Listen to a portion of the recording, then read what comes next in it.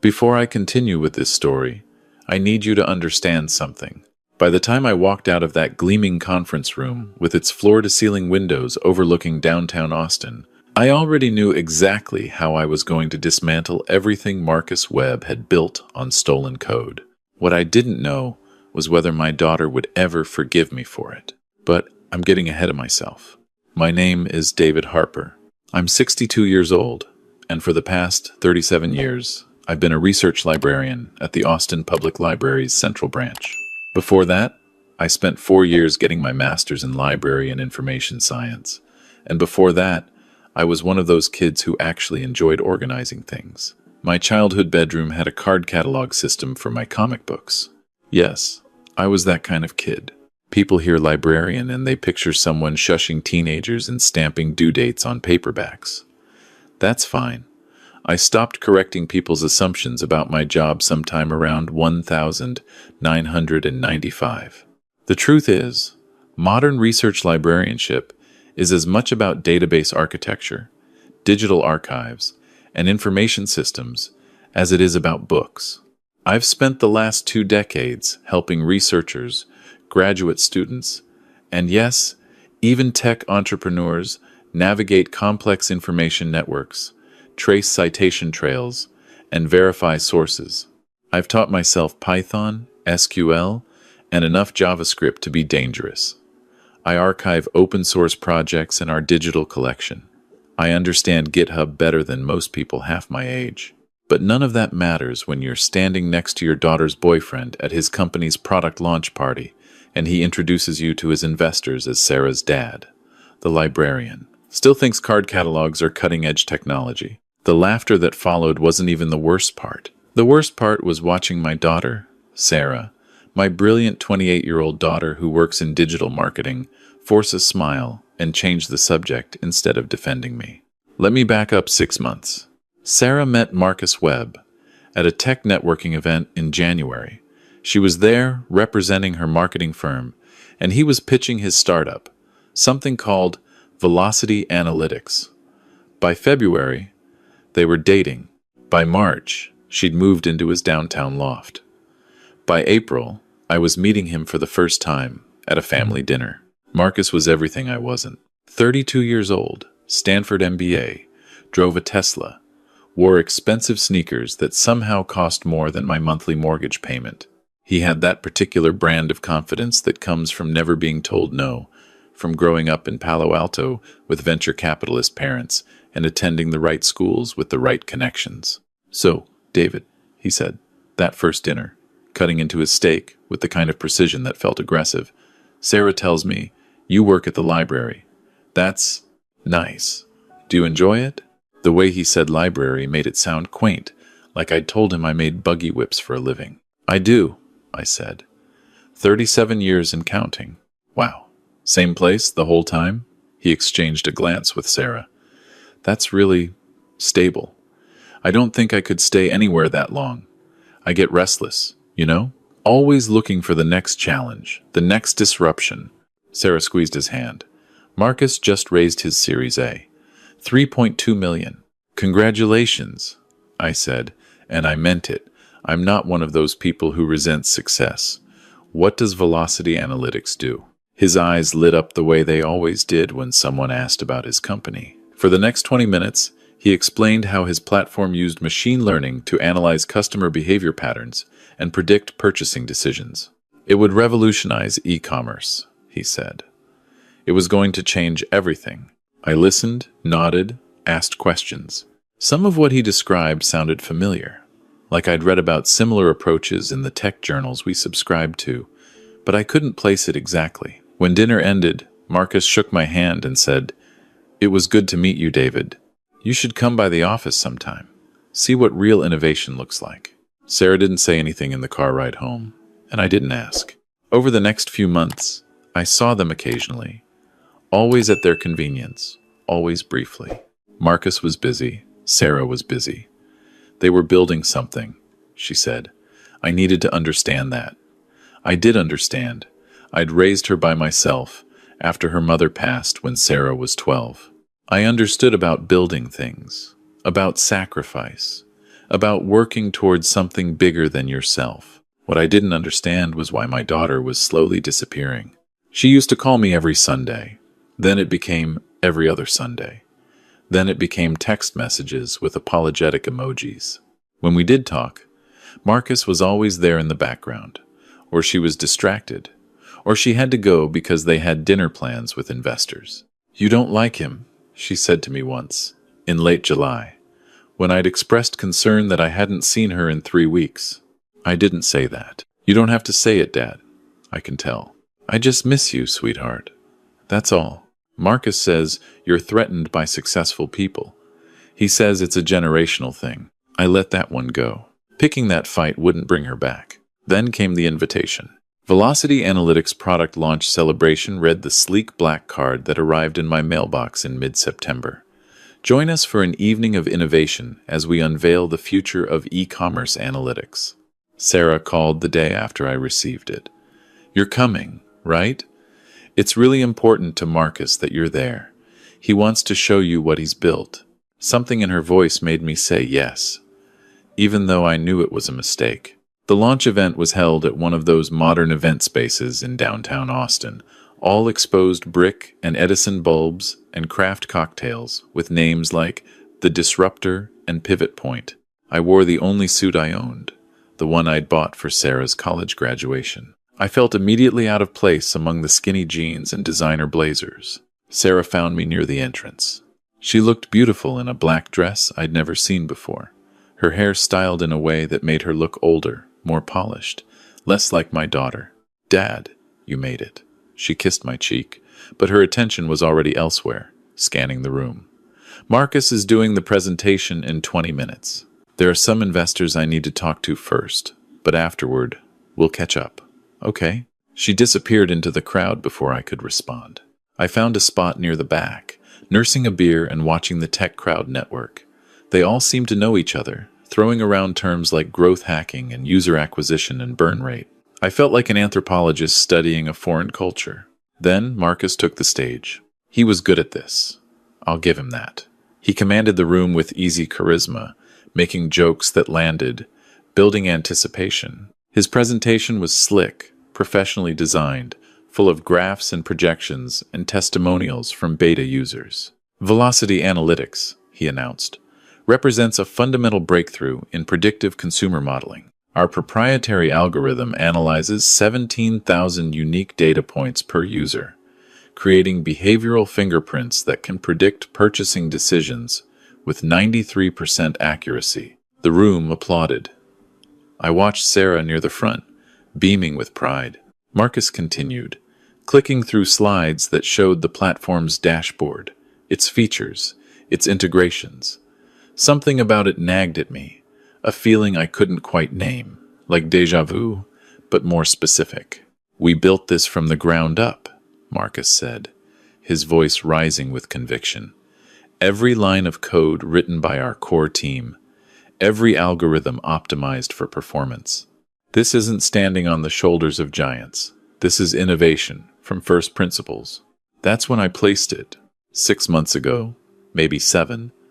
A graduate student working on her dissertation had asked me to help her track down documentation for an open-source project called Open Commerce Insights. It was a machine learning framework for e-commerce analytics, built collaboratively by developers across 3 continents. Beautiful code, elegant architecture, released under the GPL license, which meant anyone could use it, modify it, build on it as long as they released their modifications under the same open license and gave proper attribution. I'd helped her find the archived documentation, had even skimmed through some of the technical specs myself because I found it interesting.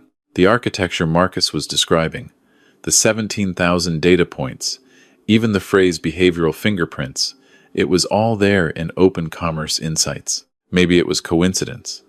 Maybe Velocity Analytics had licensed it properly. Or maybe I was misremembering.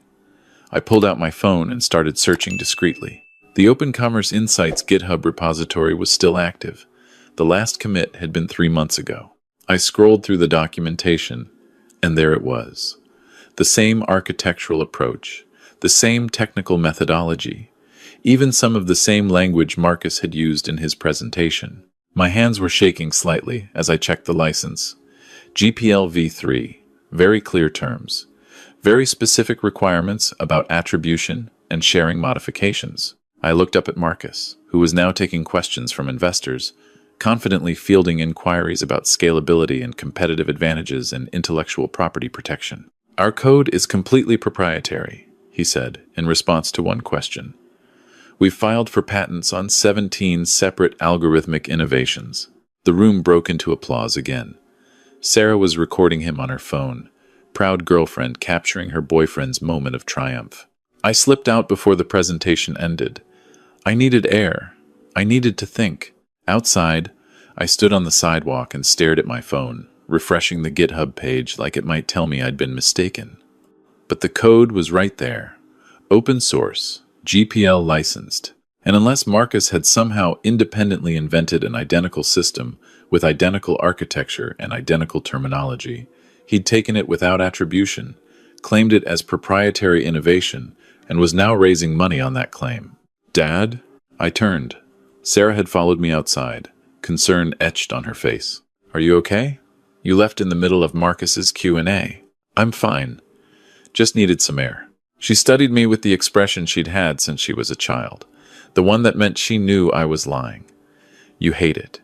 You hate him. You hate this whole thing. I don't hate anything, Sarah. Then why did you leave? This is the biggest night of Marcus's life, and you couldn't even stay for the whole presentation? I wanted to tell her.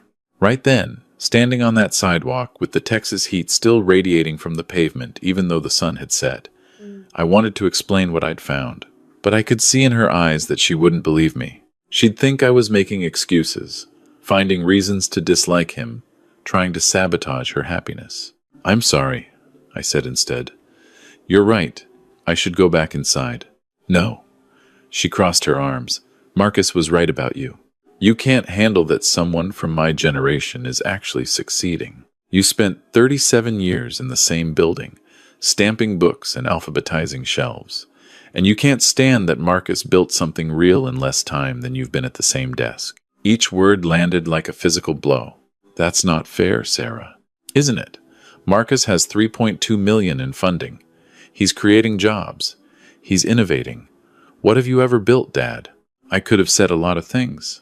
I could have told her about the digital archive system I'd designed that was now used by 17 libraries across Texas. I could have told her about the grant proposal I'd written that brought internet access to underserved communities. I could have told her about the countless students and researchers and entrepreneurs I'd helped over 3 decades. Instead, I said, you should get back inside. Marcus will be wondering where you are. She looked at me for a long moment, and I saw something in her face that hurt more than her words. Disappointment. Yeah, she said finally. I should. She went back inside. I went to my car, but I didn't go home. I drove to the library. I had keys, obviously. The building was empty this time of night, just the security lights and the familiar smell of paper and possibility. I went to my office, powered up my computer, and started digging. Research is what I do. It's what I've always done. And when you know where to look, when you understand how information is connected and referenced and built upon itself, you can trace almost anything back to its source. I started with the Open Commerce Insights repository. I cloned it locally and began examining the code structure. Then I found Velocity Analytics' website and started analyzing every technical detail Marcus had made, public blog posts, documentation, that demo video on their landing page. By 2 in the morning, I had 43 separate instances where Velocity Analytics implementation matched Open Commerce Insights exactly. Not similar, identical. Variable names, comment structures, even the spacing and indentation patterns. Marcus hadn't just been inspired by Open Commerce Insights. He'd taken it, stripped out the attribution, rebranded it, and claimed it as his own proprietary innovation. I should have been triumphant. I should have felt vindicated. Instead, I felt sick. Because I knew what I had to do, and I knew what it would cost me. I spent the next 3 days verifying everything. I'm methodical like that, trained to check sources and cross-reference claims. I reached out to one of the core Open Commerce Insights developers, A woman named Patricia Chen, who taught at Carnegie Mellon. I explained what I'd found, sent her the evidence. Her response came back within an hour. This is a blatant GPL violation. We need to take action. She put me in touch with 2 other developers and a lawyer who specialized in open source licensing. They were grateful, angry, determined. They'd spent 3 years building open commerce insights as a gift to the community, and someone had taken it, monetized it, and was now raising millions on the theft. We'll send a cease and desist first, the lawyer explained on our conference call. Give him a chance to make it right. If he refuses, we file suit and contact his investors. How long? I asked. For what? How long until his investors know? If he doesn't comply with the cease and desist? 3, maybe 4 days. News travels fast in the tech world, especially news about IP theft. I hung up and stared at my phone. I had a choice here. I could still walk away, pretend I'd never noticed the similarities.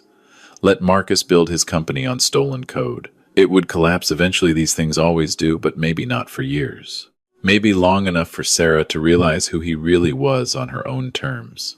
Or I could do what I knew was right and lose my daughter in the process. The choice should have been easy, but it wasn't. That night, Sarah called. First time in 2 weeks she'd initiated contact. Dad, I want to apologize. I was really harsh the other night. Marcus said I should call you. Marcus said that? Yeah. He feels bad about how things went. He wants to make it right. We want you to come to dinner this weekend. His parents are flying in from Palo Alto, and he wants you to meet them. Like, officially. As family. My throat tightened. Sarah, I need to tell you something. Can it wait? I'm actually at the office helping Marcus with investor follow-ups. It's been crazy since the launch. 3 more VCs want to meet with us next week. It's important. Is it about Marcus? Because, Dad, I really need you to try with him. I know he's different from what you're used to, but he's brilliant and ambitious, and he makes me happy. Can't that be enough? I wanted to tell her everything right then. But I could hear the hope in her voice, the plea for me to just accept this, to be happy for her. And I thought about how hurt she would be when this all came out, how betrayed she'd feel, how she might blame me for not warning her sooner. Dinner sounds good, I heard myself say. Text me the details. I hung up and immediately called Patricia Chen back. We need to move faster, I told her. Before the weekend, the cease and desist letter was sent to Marcus Webb and Velocity Analytics on Thursday morning. By Thursday afternoon, Sarah's phone had been ringing off the hook. By Friday, tech blogs were running the story. By Saturday, 3 of Marcus's investors had pulled their funding commitments. Sarah didn't call me. She didn't text. For 3 days, there was just silence from her end, while I watched the story unfold online. The evidence was damning. Side-by-side code comparisons. Documentation showing the original Open Commerce Insights development timeline. Testimony from developers who'd contributed to the project. Marcus's own statements claiming proprietary innovation, which made it clear this wasn't an innocent mistake. Tech Twitter was merciless. The think pieces wrote themselves. The dangers of move fast and break things culture. Why open source licensing matters. The Stanford MBA, who forgot about intellectual property. On Tuesday, a week after the launch party, my doorbell rang at 9 in the evening. It was Sarah. Her eyes were red, her hair pulled back in a messy ponytail, wearing sweatpants and one of my old UT Austin sweatshirts I'd given her years ago. Did you know? She asked. At the launch party. When you left early. Did you already know? I stepped aside to let her in. She walked past me into the living room, the same living room where she'd done homework at the coffee table, where we'd watched movies on Friday nights after her mother died, where I'd taught her to play chess when she was 7. I suspected, I said. I confirmed it that night. And you didn't tell me. Would you have believed me? She sank onto the couch. No, probably not. She was quiet for a long moment. He's been lying to me. About everything. The code, the investors, even his parents. Did you know his dad isn't a venture capitalist? He's an accountant in Palo Alto. His mom's a teacher. Marcus made up this whole background because he thought it sounded better. I sat down beside her, careful to maintain some distance, unsure if she wanted comfort or just someone to talk at. The lawyers say he's going to lose everything, she continued. The investors are suing him for fraud. The open commerce developers might press criminal charges. And she stopped, swallowed hard. I moved in with him, Dad. I left my apartment. I've been helping him pitch to investors, using my firm's resources, my contacts, people I've worked with for years. And now they all know I was part of this. You didn't know. Doesn't matter. That's not how it looks. My boss called me in yesterday. They're evaluating my involvement, which is corporate speak for, "You're probably fired." I'm sorry, sweetheart. Are you? She turned to look at me directly. You exposed him. You're the one who contacted those developers. I saw your name in the filings. David Harper, research librarian, initial source of evidence. Yes. So are you sorry? Or are you glad you were right about him? It was a fair question. An important question. I'm not glad, I said carefully. I'm not glad you're hurting. I'm not glad your career is affected. I'm not glad Marcus turned out to be someone who would lie to you. But I'm not sorry I did what I did. It was the right thing to do. The right thing? She laughed, but there was no humor in it. He stole some code. That's what this is all about. Some code that was free anyway, that anyone could use. Not like that. Not claiming it as original work. Not raising millions of dollars by lying to investors. But you didn't have to be the one to report it. You could have let someone else figure it out. No one else was going to figure it out, Sarah. I'm probably one of maybe 12 people in Austin who would have recognized what Marcus did. This is what I do. I trace information. I verify sources. I understand how intellectual property works in the digital age. I saw something wrong, and I had the knowledge to prove it. So what? You're a hero now? You saved the tech world from the bad man? No. I'm just someone who couldn't ignore what I knew. She stood up abruptly, pacing. You don't understand what you've done. Everyone I know, everyone in my professional circle, they all know. They know my boyfriend built a company on stolen code, and they know my dad is the one who brought it down. Do you know what that makes me look like? Either I'm complicit or I'm stupid. Those are the only two options. There's a third option, I said quietly, that you're someone who was lied to by someone you trusted. That's not stupidity. That's not complicity. That's just being human. She stopped pacing, her back to me. Her shoulders were shaking. I loved him, Dad. Or I thought I did. I don't even know anymore. Was any of it real? Did he ever actually care about me? Or was I just useful? Good connections? Good network? Good cover? I stood and went to her, put my hand on her shoulder. This time, she didn't pull away. I don't know, I admitted. I'd like to think some of it was real, but people who lie about one thing usually lie about many things. She turned and buried her face in my shoulder, and for the first time since she was a teenager, my daughter cried in my arms. We stood like that for a long time. Eventually, she pulled back, wiped her eyes with the sleeve of the sweatshirt. I need to ask you something, and I need you to be honest. Always. Did you do this because it was the right thing to do, or did you do this because you wanted Marcus gone? I thought about that carefully.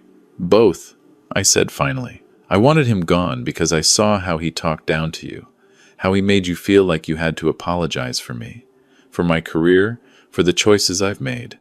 I didn't like who you were becoming around him. But I wouldn't have acted on that alone. I acted because what he did was genuinely wrong. Those developers spent years building something for the community, and he stole it. The investors gave him millions based on a lie. That's fraud. That matters. She nodded slowly. I quit my job before they could fire me. I'm moving back home for a while, if that's okay.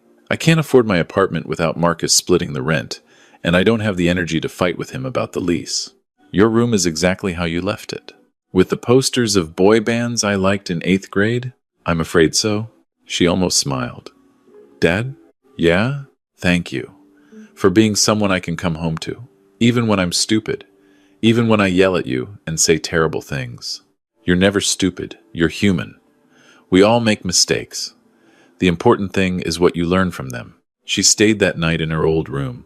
I heard her crying through the wall around midnight and had to stop myself from going to her. She needed to process this on her own. The next morning, I made breakfast, scrambled eggs and toast, the same breakfast I'd made her every Saturday when she was growing up. She came downstairs looking exhausted but calmer. "What happens now?" she asked, picking at her eggs. "To Marcus, I mean. Legally, hard to say. He'll probably settle with the open commerce developers to avoid criminal prosecution.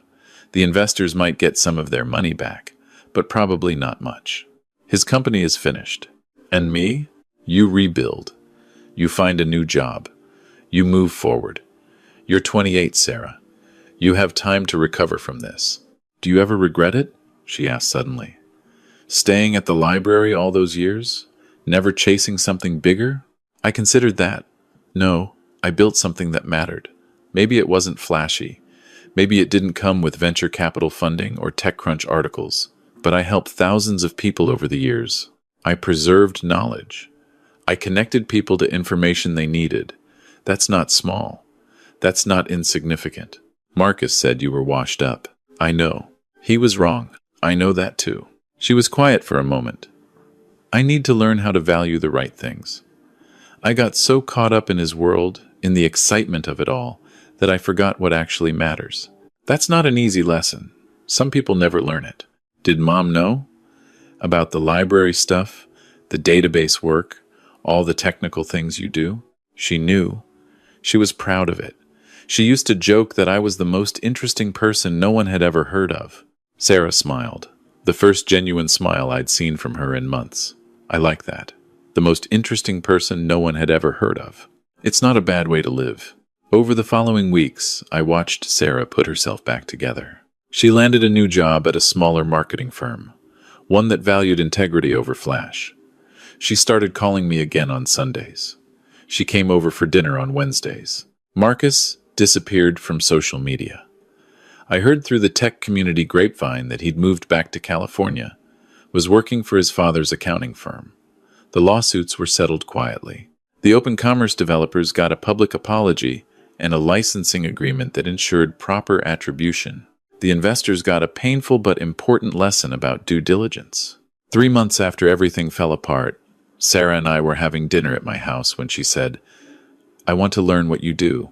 The research stuff, the database work. Will you teach me?" "Why?" "Because I realized something. What Marcus did was only possible because most people don't understand how digital information works. They don't know how to verify sources, trace code origins, check licenses. If more people had your skills, people like Marcus couldn't get away with what he did. So I taught her. We spent Saturday mornings at the library, and I showed her how to navigate GitHub repositories, understand licensing terms, trace information lineage. She was a quick learner, saw connections I hadn't thought of, asked smart questions. "You know what's funny?" she said one Saturday, scrolling through an open source project's commit history. "Marcus was right that you taught me something. Just not what he thought." "What's that?" "That real strength isn't about being the loudest or the flashiest or the most confident. It's about being thorough, being honest, being someone people can trust. You spent 37 years building that reputation. That's worth more than any startup valuation." I didn't trust myself to speak for a moment. "Also," she continued, grinning now, "I'm pretty sure you could run circles around most tech bros when it comes to actual technical knowledge. They just never bothered to ask." "Well, I do try to maintain an air of mystery." She laughed, and it sounded like home. 6 months later, Sarah landed a job at a digital rights organization working on open source advocacy and licensing compliance. She uses the research skills I taught her every day. She's happy. More importantly, she's herself again. We had coffee last week, and she told me about a case she was working on, another startup that had violated GPL terms.